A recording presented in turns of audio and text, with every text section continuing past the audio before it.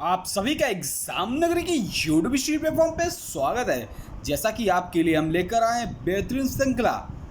अगर आप तैयारी कर रहे हैं सीटेट, यूपीटेट, शिक्षक भर्ती या अन्य राज्य के एग्जाम, शिक्षक जगह से रिलेटेड या फिर अदर एग्जाम, सभी के लिए ये क्वेश्चन श्रृंखला बहुत ही इंपॉर्टेंट है।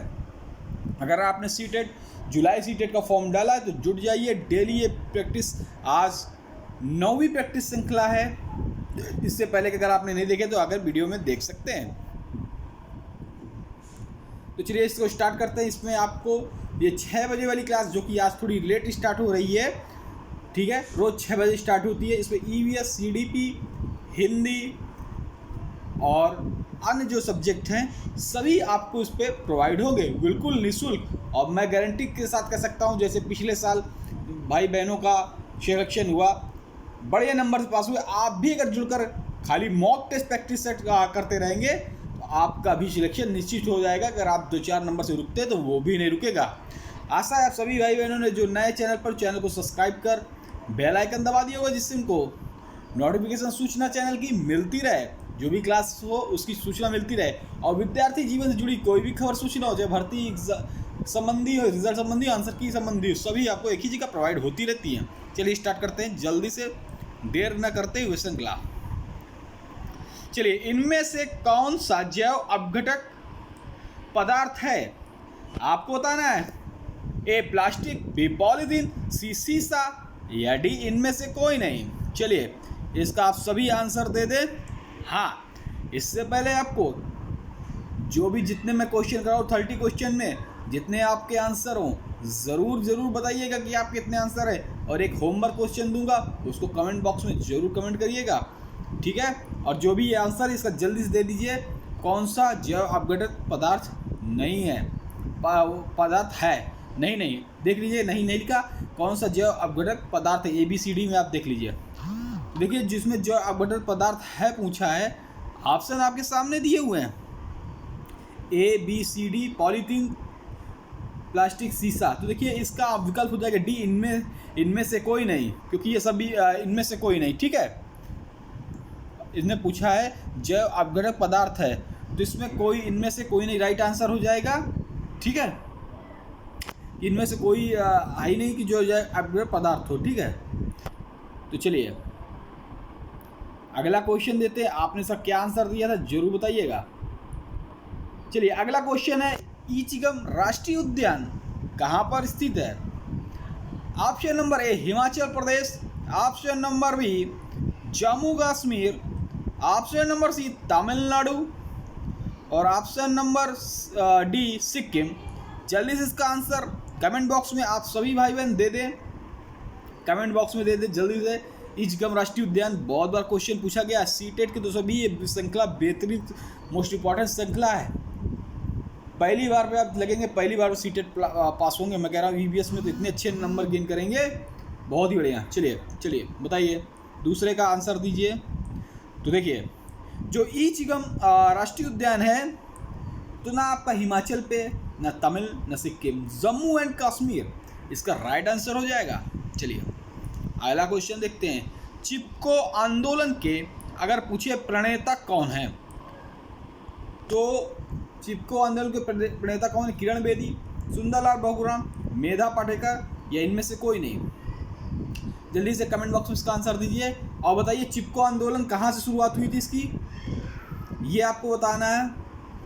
उत्तराखंड, उत्तर प्रदेश, हिमाचल प्रदेश, पंजाब, कहाँ से स्टार्ट हुई थी चिपको आंदोलन? ये कमेंट बॉक्स में, ये आपका होमवर्क क्वेश्चन है, जल्दी से कमेंट बॉक्स में कमेंट में बताइए, जल्दी से बताइए। देखिए चिपको आंदोलन के प्रणेता है Sunderlal Bahuguna. Option number B आपने क्या दिया था जरूर कमेंट बॉक्स में बताइएगा। और चिपको आंदोलन कहाँ से हुआ था आप सभी कमेंट में बताइएगा, ठीक है, कहाँ शुरुआत हुई। प्रोजेक्ट टाइगर कब लागू हुआ? अब ये क्वेश्चन देख लो तो सीटेट में और यूपीटेट में शिक्षक भर्ती कितनी बार आया है। अगर आप इसकी बात करें सीटेट की, सीटेट चाहे जूनियर हो चाहे प्राइमरी हो, फर्स्ट सेकेंड, कम से कम ये 6 से 7 बार आया है क्वेश्चन, और ज़्यादा 6-7। अगर इसकी बात करें यूपीटेट में आया है कम से कम, ये आया है 8 से 9 बार, ठीक है। यही क्वेश्चन आप देख लीजिए जाकर। चलिए तो प्रोजेक्ट टाइगर ये कब लागू हुआ था? ए 2011, बी 1970, सी 1973 या डी 1907। आपको पता है कि 50 वर्ष पूरे हो गए हैं टाइगर प्रोजेक्ट के। 1973 में लागू हुआ था और आज है 2023। तो इस टाइगर प्रोजेक्ट के 50 साल पूरे हो गए। इसका राइट आंसर हो जाएगा सन 1973 को ये शुरुआत हुआ था। आज है 2023, अगर जोड़ लेंगे तो इसको 50 साल पूरे हो गए और इसकी 50वीं वर्षगांठ भी मनाई गई है धूमधाम से। और 3,000 प्लस, मतलब 3100 प्लस टाइगर आप देखेंगे। 3,000 प्लस टाइगर आप देखेंगे कि अब हमारे देश में हो चुके हैं। चलिए और टाइगर स्टेट के नाम से किसको जाना जाता है? ये आपके लिए क्वेश्चन है। मध्य प्रदेश, उत्तर प्रदेश, हिमाचल प्रदेश या गुजरात? इसका कमेंट बॉक्स में जरूर आंसर दीजिएगा। समुद्र का कितना प्रतिशत जल पीने योग्य है? बहुत ही अच्छा सीटेट का क्वेश्चन है, यूपीटेट का। मैं कह रहा हूँ जो तैयारी कर रहे हैं उन्हें खुद ही पता होगा। पूरे जितने क्वेश्चन आए सब आपको रिवीजन करा दिए जाएंगे और ऐसे क्वेश्चन कैसे बाहर चला जाएगा आप देखिए। ए 97.2%, बी 2.50%, सी 0.65% या डी 0.0%। चलिए पांचवे का आंसर आप सभी दे दें। देखिए अगर आपसे पूछे जाए समुद्र का प्रतिशत कितने जल योग्य पानी है, तो आप जानते हैं कि हमारे पृथ्वी पे 1/3 हिस्सा समुद्र से घिरा हुआ है। खाली एक हिस्सा जो है ये थल है, ठीक है, ये तो आप सभी को पता है, ठीक है। अब पानी कितने पीने योग्य है? इतना बड़ा सागर है, लेकिन सिर्फ हमारे अगर जल कितने प्रतिशत पीने योग्य है तो 0.65%। आपका क्या आंसर था जरूर कमेंट बॉक्स में बताइएगा। अगला क्वेश्चन देखते हैं। BOD5 क्या है? चलिए बहुत बढ़िया क्वेश्चन है BOD5। तो biochemical oxygen demand in 5 hours, biochemical oxygen demand in 5 days, biochemical oxygen demand 5 months, biochemical oxygen demand in 5 minutes. तो ABCD दिया गया है। छठवें का ABCD में कौन सा राइट आंसर है? आप सभी भाई बहन इसको जरूर कमेंट कर बताइएगा। चलिए इसको मैं छोटा कर देता हूँ, सभी ऑप्शन आपको यहाँ पे दिख रहे होंगे। तो चलिए इसका आंसर आप सभी भाई बहन मैंने आप बता दें। तो देखिए BOD5 का अगर हम देखें तो इसका राइट आंसर हो जाएगा बी। इसका राइट आंसर हो जाएगा B, biochemical oxygen demand in 5 days. इसका राइट आंसर आपका क्या था? आपने क्या लगाया ज़रूर बताइएगा। चलिए हरित गृह प्रभाव के द्वारा पृथ्वी पर कौन सा रेडिएशन होता है? UV radiation, option A, gamma radiation, option B, X किरण रेडिएशन, ऑप्शन सी, या D infrared reaction, option number D. तो 7वें का इनमें से कौन सा राइट आंसर हो जाएगा? आप सभी ज़रूर बताइएगा। चलिए देखिए इसका अगर हम राइट आंसर देखें, हरित गृह प्रभाव द्वारा पृथ्वी पर कौन सा रेडिएशन होता है, ABCD में देखें तो ये तीनों गलत हो जाएंगे। आपका इंफ्रारेड रेडिएशन जो कि डी आपका राइट आंसर हो जाएगा। चलिए आपने क्या लगाया था ज़रूर बताइएगा। हाँ, जो भी भाई बहन अभी चैनल पे नए जुड़े हैं, जिन्होंने अभी तक सब्सक्राइब नहीं किया है, सब्सक्राइब कर बेल आइकन दबा दें, ठीक है। और जो भी भाई बहन चैनल को भी लाइक नहीं किया, लाइक कर दें और शेयर करके काफ़ी भाई बहनों को और भी जोड़ें। चलिए स्टार्ट करते हैं क्वेश्चन। लंदन में धूम्र पाया जाता है ग्रीष्मकाल दिन में, ग्रीष्मकाल में सुबह के समय, शीतकाल में दिन के समय, या डी शीतकाल में सुबह के समय। चलिए इसका राइट आंसर बताइए। लंदन में धूम्रपान नहीं, धूम्र, ठीक है। तो इसका आंसर आप बता सकते हैं। तो देखिए इसका अगर राइट आंसर अगर हम देखें तो ए गलत हो जाएगा, बी गलत, सी शीतकाल की सुबह सुबह धूम वगैरह होती है, जैसे आपने अभी देखते हैं, ठीक है। चलिए अब देखते हैं नवा क्वेश्चन। 1 मिनट। चलिए नवा क्वेश्चन पूरे विकल्प आपको दिखाई पड़ रहे हैं ना। चलिए अब हम पढ़ते हैं। हवा का एक तीव्र भंवर जो समताप मंडल में बनता है और अंटार्कटिक के ऊपर छाया रहता है, वो कहा जाता है, क्या कहा जाता है? ए ऑप्शन ए ध्रुवी समतापी मंडल बादल, बी ध्रुवी बवंडर, ABC दोनों, या डी उपरोक्त में कोई नहीं। तो मैं आपको एक चीज़ बता दूं कि समताप मंडल पे ही हमारी जो ओजोन लेयर है वो पाई जाती है। ओजोन लेयर और हवाई जहाज वगैरह देखें, जहाँ ताप समान हो वहीं पर हवाई जहाज वगैरह भी उड़ते हैं, ठीक है। तो ये ओजोन लेयर कहाँ पाई? समताप मंडल। और ये क्वेश्चन आप देख लें तो इस साल एसएससी एमटीएस से लेकर पीसीएस के एग्ज़ाम में तक में पूछा गया है। तो आपके सीटेट में तो आना इसका लाजमी है। आप उठा के देख लें, पीसीएस का फर्स्ट पेपर इसमें क्वेश्चन पूछा गया, एसएससी एमटीएस का आप देख लें उस पर क्वेश्चन पूछा गया है। इससे पहले 2-3 और एग्जाम इस सब में पूछा गया, तो बहुत चहता हो गया इस साल का ये क्वेश्चन। और आपको सीटेट में मिलेगा या यूपी टेट में मिल सकता है, इसको याद कर लें। समताप मंडल में ओजोन परत पाई जाती है। समताप मंडल ही ऐसा मंडल है जहाँ समान ताप समान रहता है, तो उसी ताप में जो हवाई जहाज वगैरह उड़ते हैं। चलिए आप बताइएगा क्या इसका राइट आंसर है।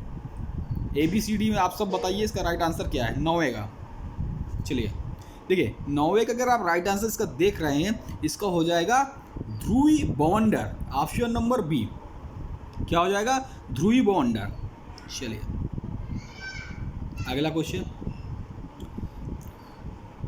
भोपाल गैस त्रासदी निम्न में से किसके कारण हुई है? एक मीथेन, बी फास्जिन या डी मेथिल आइसोसाइनाइड या मिथिल एमाइन। चलिए इसका राइट आंसर आप सभी दे दें। चलिए हाँ देखिए, अगर भोपाल गैस त्रासदी आप देखें तो ये जो हुई थी किस गैस के कारण हुई थी? तो मेथेन गलत है, इन पर आरोप गलत लगा रहे हैं। जो हुई थी मेथिल आइसोसाइनाइड के कारण। काफ़ी भयंकर त्रासदी हुई थी, काफ़ी लोग मरे थे गैस के रिसाव कारण। चलिए, श्वेत फेफड़ा कैंसर होता है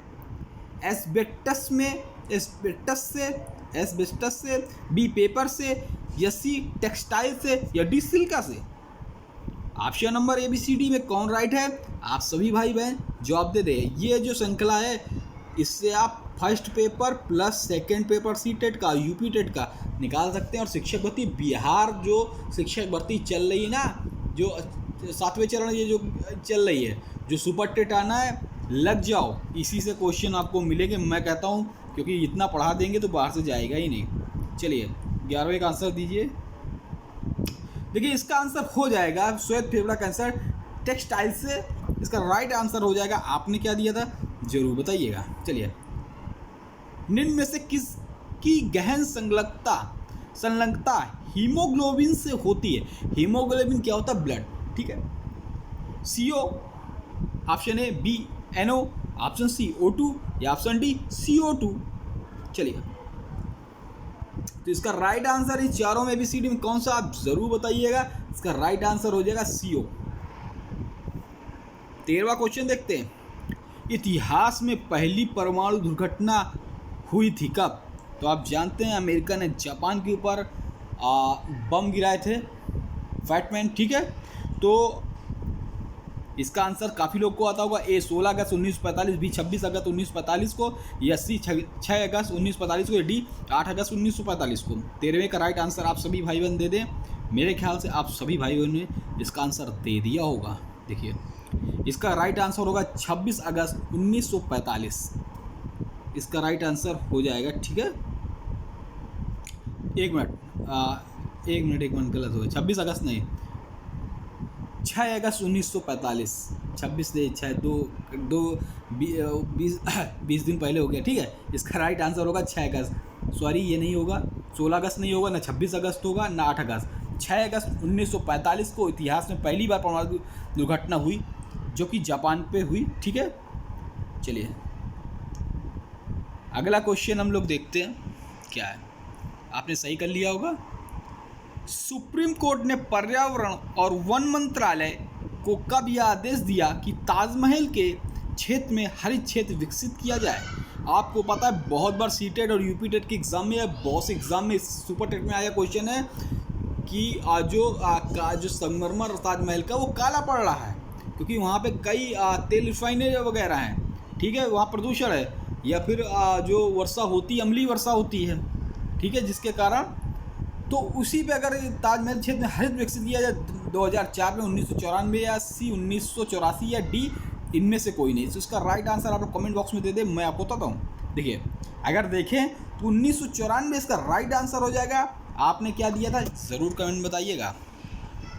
अम्लीय वर्षा जो होती है, ठीक है, तो आपको पता है जिससे संगमरमर का रंग चेंज हो रहा था, ठीक है। चलिए शांत घाटी, चलिए इसको बताइए।